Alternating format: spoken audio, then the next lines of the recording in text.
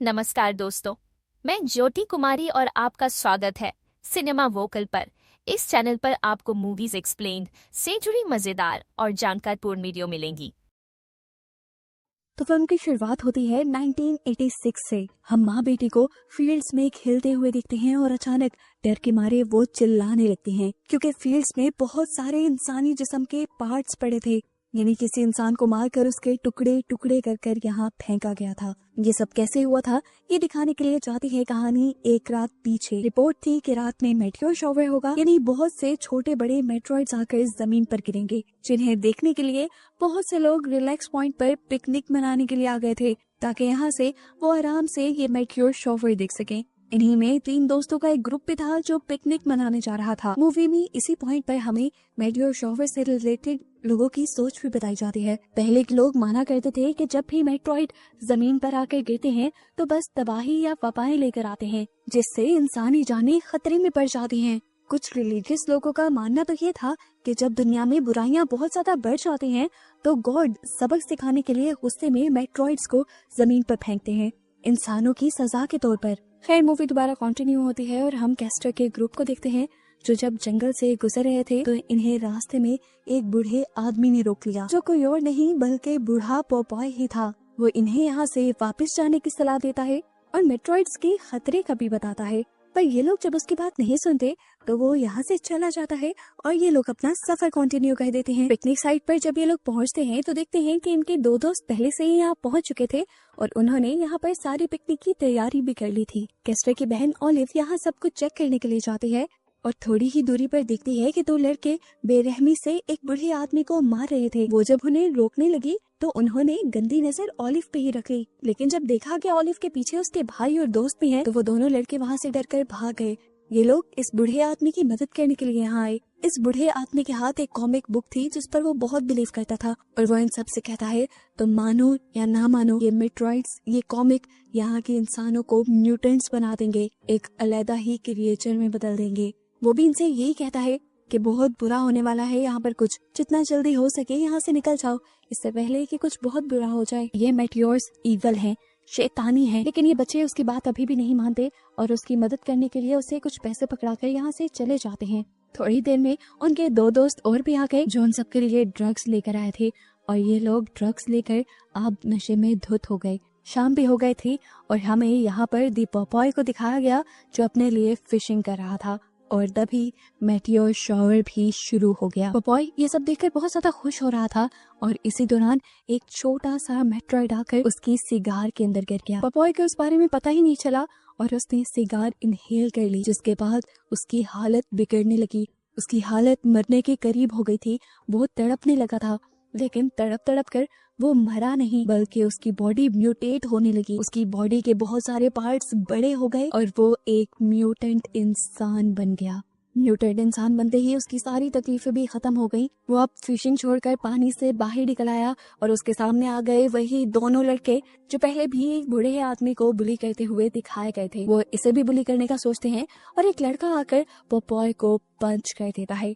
दोनों ही लड़के इस टाइम नशे में धुत थे। पोपॉय को उसकी इस हरकत से इतना गुस्सा आया कि पोपॉय ने उसके मुंह पे एक जोरदार पंच मार दिया और पंच मारते ही उस लड़के का चेहरा टुकड़ों टुकड़ों में बट गया और यहीं पर उसकी मौत हो गई। इसी लड़ाई के दौरान पोपॉय का पाइप भी टूट गया था, इसीलिए वो इसी लड़के की हाथ की हड्डी तोड़कर उसे अपनी सिगार पाइप के तौर पे यूज करने लगता है। जो लड़का मरा था उसका दूसरा साथी भागते हुए जाकर ओलिव के पूरे ग्रुप को वार्न करता है कि यहाँ पर एक भयानक आदमी उन्हें मारने आ रहा है, लेकिन ये लोग उसकी बात पे बिल्कुल ध्यान नहीं देते और उसकी वार्निंग को टाल देते हैं। हालांकि उन्होंने ये भी नोटिस नहीं किया कि वो लड़का पूरी तरह खून में लथपथ था। अब इन्हीं के ग्रुप का एक लड़का चला जाता है वॉशरूम में। इसी दौरान वॉशरूम की जरूरत पोपॉय को भी पड़ जाती है। वो दरवाजा खोलकर अंदर आ जाता है और वो लड़का उसे ऐसे देख रहा होता है जैसे पूछना चाह रहा हो कि क्या प्रॉब्लम है। पोपॉय उसे ऐसे देखने पर उसका सर पकड़ लेता है और इतनी जोर जोर से घुमाता है कि उसका सर टूटकर पोपॉय के हाथ में आ जाता है। सर धड़ से अलग हो जाता है, जिसके बाद पोपॉय ने बेदर्दी से उसका सर साइड में फेंक दिया जैसे वो एक रैपर हो और फिर उसी की बॉडी के ऊपर बैठ गया। आखिरी मर्तबा उस लड़के के सर को दिखाया गया जिसकी आंखें बहुत ही डरावने अंदाज में हिल रही थी और आखिर फिर वो पूरी तरह मर गया। दोबारा अब हम इनके ग्रुप को देखते हैं जिसमें से एक कपल टेंट में चला जाता है और बाकी चारों लोग आसमान के नीचे लेट कर मेटियोर शॉवर के सीन्स एंजॉय करने लगते हैं। बातों ही बातों में इन्हें अंदाजा होता है इनका जो साथी वॉशरूम में गया था वो अभी तक आया नहीं। ये डर जाते हैं और उसे ढूंढने का डिसाइड करते हैं और इतनी ही देर में इनके टेंट्स के करीब आ जाता है पोपॉय। टेंट के अंदर वो कपल था। पोपॉय ने जाते ही लड़के के सर के अंदर उसके हाथ में मौजूद हड्डी स्टैब करते हुए उसे मार डाला, जिसके बाद उसने लड़की को मारने के लिए भी उसका सर घुमाते हुए उसका सर धड़ से अलग कर दिया। यहाँ पर इन चारों को अभी तक अपना बिछड़ा हुआ साथी नहीं मिला था। ये लोग दो में बटकर उसे ढूंढने का फैसला करते हैं। कैस्टर और उसकी गर्लफ्रेंड दूसरी तरफ चले जाते हैं जबकि ऑलिव और उसके साथी दूसरी तरफ। इन्हें यहाँ पर एक मेटियोर पड़ा हुआ मिलता है जबकि दूसरी तरफ कैस्टर और उसके साथी को मिल जाती है अपने साथी की लाश जिसके ऊपर सर भी नहीं था। ये लोग इसे देखकर बुरी तरह घबरा गए। इन्होंने भी चीख मारी जबकि दूसरी तरफ ऑलिव ने भी चीख मारी। अब ऑलिव ने क्यों चीख मारी थी? ऑलिव को उसकी साथी प्रपोज करने लगी थी लेकिन चीख मारने की वजह ये प्रपोजल नहीं था। ठीक प्रपोज करने के टाइम पे ही एक मेटियोर आकर उस लड़की के सर के आर पार हो गया जो ऑलिव को प्रपोज कर रही थी और ये भयानक अपनी आंखों के सामने मौत देखकर ऑलिव की चीख निकली थी। डरकर उसने दोबारा कैंप की तरफ जाने का डिसाइड किया और वहाँ कैस्टर और उसकी साथी भी कैंप की तरफ ही जा रहे थे और रास्ते में ही इन तीनों का टकराव हो गया। तीनों ने ही चीख मारी और डर कर यहाँ पर दोनों ही डरावनी न्यूज एक दूसरे को शेयर कर दी। इनका डर और भी बढ़ने लगा था। अब तो इन्हें पछतावा हो रहा था कि इन्होंने यहाँ के लोगों की बातें क्यों नहीं मानी। बार बार लोग इन्हें यहाँ से जाने को कह रहे थे। खैर ये लोग फैसला कर लेते हैं कि ये लोग जल्द ही वापस निकल जाएंगे। लेकिन कैसे निकलते? कैंप के पास जाकर देखा कि पोपॉय बड़े आराम से वहाँ पे बैठा एंजॉय कर रहा था और ये तीनों हैरान परेशान रह गए कि वो बूढ़ा आदमी जिसे इन्होंने दोपहर में देखा था वो अब इतना ताकतवर कैसे हो गया था। ऐसा क्या जादू हुआ था उस पर? अब ये लोग परेशान थे कि ये लोग भागे कैसे, क्योंकि इनकी कार की चाबी भी टैंक में थी जिसके आगे पोपॉय बैठा था। ऑलिव ने डिसाइड किया कि वो अपनी जान को खतरे में डालकर टेंट तक जाएगी। रेंगते हुए छुपते छुपाते वो टेंट के अंदर चली जाती है जहाँ वो बाकी दोनों की लाश देखकर तो डर गई लेकिन फिलहाल उसने शोर नहीं मचाया क्योंकि उसे अपना मिशन पूरा करना था। चाबी लेकर यहाँ से बाहर निकलना था।